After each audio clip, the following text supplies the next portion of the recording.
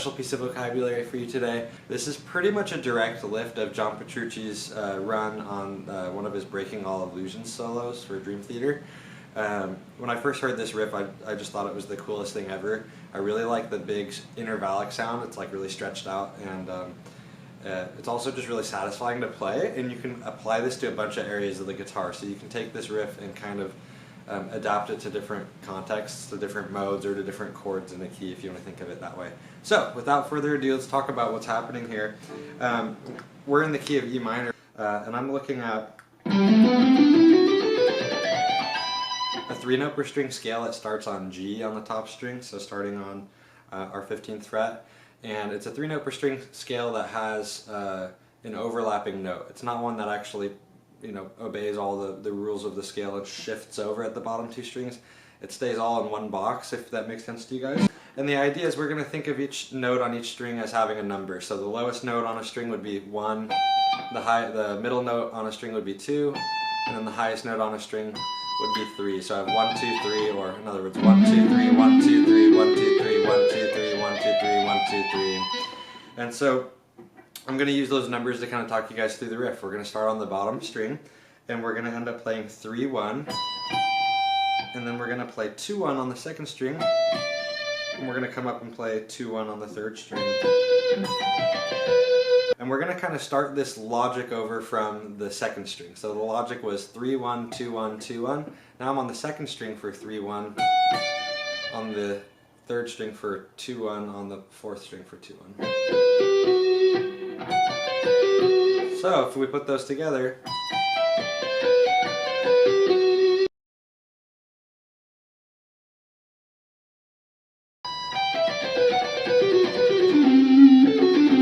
good.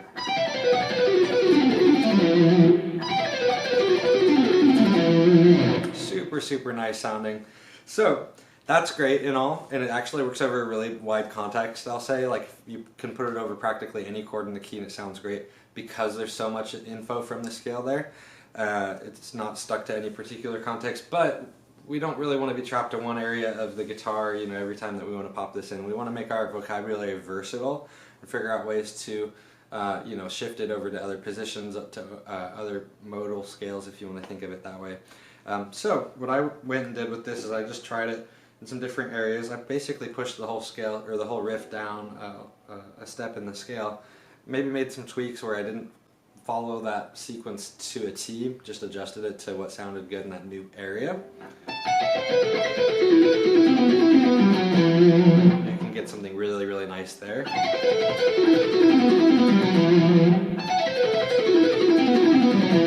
So I'll throw a tab up for that one. I won't bore you guys with walking through it, but it's roughly inspired by the same logic. You can take it over to start on 14 on the bottom string, get something definitively like Mixolydian sounding.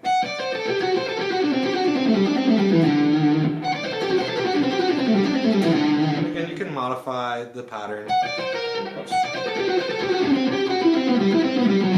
One time I opened up and did wider stretches on the top couple strings, which sounds really nice.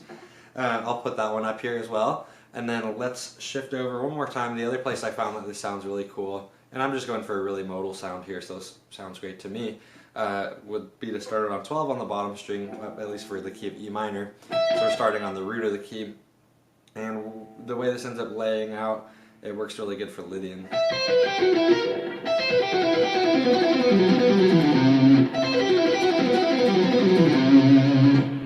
So super sweet, and again, it doesn't have to be locked in there. I just so happen to be kind of landing in these particular root notes that imply a certain mode or imply a certain chord of the key. But there's so much scale detail there, and there's so many cool little half steps between strings. I think this just sounds good anywhere. Yeah, I just love the way that stuff sounds, so hopefully you guys enjoy that as well and see what you can come up with.